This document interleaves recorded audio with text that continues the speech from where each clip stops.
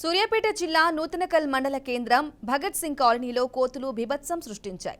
ఇళ్లపైకి ఒక్కసారిగా సుమారు 2000 కోతులు దూసుకువచ్చాయి.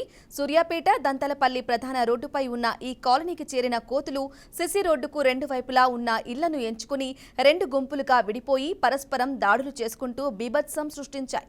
సుమారు 2 గంటల పాటు వాటి అరుపులకు రోడ్డు వెంట వెళ్లేవారు భయాందోళనకు గురయ్యారు.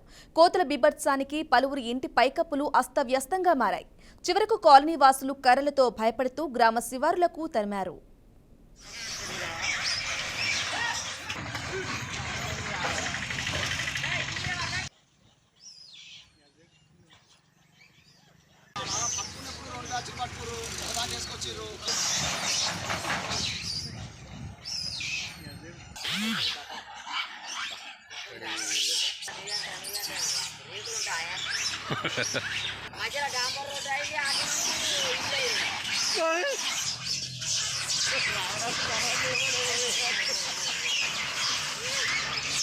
రెగ్యులర్గా కూలుతాయి తీవ్ర స్థాయికి వచ్చాయి ఆ కుక్కలు కూడా కడతాయి. మందపాలం తక్కువనే.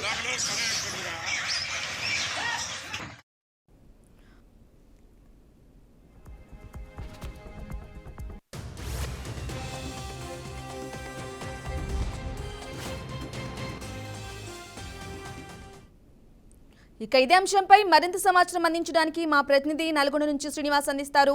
శ్రీనివాస్, చెప్పండి, సూర్యాపేట జిల్లా నూతనకల్లో కోతుల బీభత్సం సృష్టించడం చూస్తూ ఉన్నాం. దీనికి సంబంధించిన డీటెయిల్స్ ఇవ్వండి.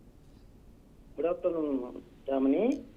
తెలంగాణలోనే యాదగిరిగుట్ట లక్ష్మీనరసింహస్వామి దేవస్థానం సంబంధించినటువంటి ప్రసిద్ధ పుణ్యక్షేత్రం. అదే తెలంగాణలో చూసినట్లయితే నల్గొండ జిల్లాకు సంబంధించినట్టు ఉమ్మడి నల్గొండ జిల్లా సమీపంలో ఉన్నటువంటి దేవాలయం. దీనికి సంబంధించి చూసినట్లయితే వానర సైన్యం ప్రధానంగా గత కొన్ని సంవత్సరాలుగా యాదగిరిగుట్టలో ఉండాల్సినటువంటి కోతులు గ్రామీణ ప్రాంతాల్లో ఏదైతే సూర్యాపేట జిల్లా అయితేనేమి, యాదాద్రి జిల్లా, నల్గొండ తదితర ప్రాంతాలకు వలస వస్తున్నటువంటి పరిస్థితి.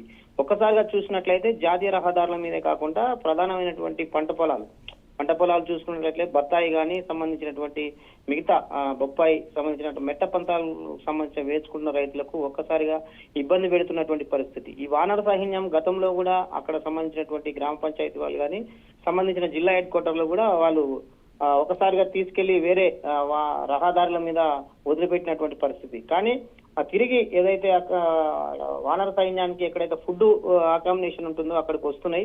దీన్ని అదుపు చేయడానికి మాత్రం అక్కడ సంబంధించినటువంటి ఆ గ్రామంలో ఉన్నటువంటి పంచాయతీ సెక్రటరీ కానీ సంబంధించిన మున్సిపాలిటీలో ఉన్నటువంటి కమిషనర్స్ కానీ ఎట్లాంటి చర్యలు తీసుకోవట్లేరు. ప్రధానంగా వీధుల్లో ఎవరైతే వృద్ధులు, ఎవరైతే చిన్నపిల్లలు ఉంటారో ఒంటరిగా ఉన్న వాళ్ళ దగ్గర ఒక్కసారిగా గుమిగూడడంతో భయభ్రాంతులకు గురవుతున్నటువంటి పరిస్థితి. ఆమెని పూర్తిగా ఇప్పటికే ప్రతి కమిషనర్ కు ఏదైతే మున్సిపాలిటీ పరిధిలో ఉన్నటువంటి జిల్లా హెడ్ క్వార్టర్ లో కమిషనర్ కు కోతుల బెడ్డ ఉందని గతంలో కూడా కమిటీ తీర్మానాలు చేశాయి. దీనికి సంబంధించిన ఒక కమిటీ వేసి ఏదైతే వృద్ధులు, వికలాంగులు కానీ సంబంధించినటువంటి పంట పొలాల్లో ప్రధానంగా రైతులు పండించే కూరగాయల పంటలు కానీ సంబంధించినటువంటి దోసకాయ, మామిడి తదితర పంటలు నాశనం చేస్తున్నాయని చెప్పడం జరిగింది. దీనికి ముందస్తుగానే అక్కడ వలలు వేసి మిగతా ప్రాంతాలకు తరలిస్తున్నారు. కానీ తిరిగి ఏదైతే ఆ ప్రాంతాలకు సంబంధించినటువంటి పంట పొలాలు నష్టం చేస్తున్నటువంటి పరిస్థితి తీవ్ర స్థాయిలో ఉన్నటువంటి. అయితే అదే విషయాన్ని గమనించినటువంటి కోతులు ఇక్కడ గ్రామాలలోని వెంచుకొని ఎక్కడైతే ఆహారం దొరుకుతుందో అక్కడ షెల్టర్ తీసుకోవడానికి వస్తున్నాయి. అయినా కూడా ఇబ్బంది పడుతున్నటువంటి పరిస్థితి. ఆ గ్రామ పంచాయతీలు ఒక్కసారిగా తీర్మానాలు కూడా చేసినాయి. దీనికి కలెక్టర్ గానీ సంబంధించినటువంటి రెవెన్యూ అధికారులు చొరవ చూపి ప్రజలకు సంబంధించినటువంటి ఇబ్బందులు కూడా చూడాలనేది గ్రామస్తులు చెప్తున్నటువంటి పరిస్థితి. ఆమెని right Srinivas, thank you for the updates. ఆ కుక్కలు కూడా కడతాయి. మందపాలం తక్కువనే.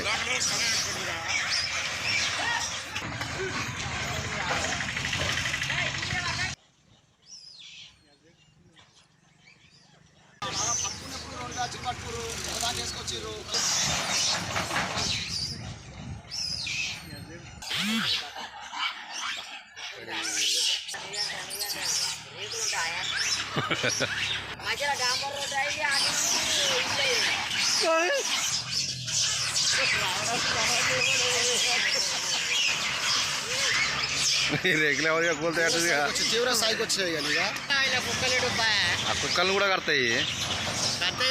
మందపాలం తక్కువనే.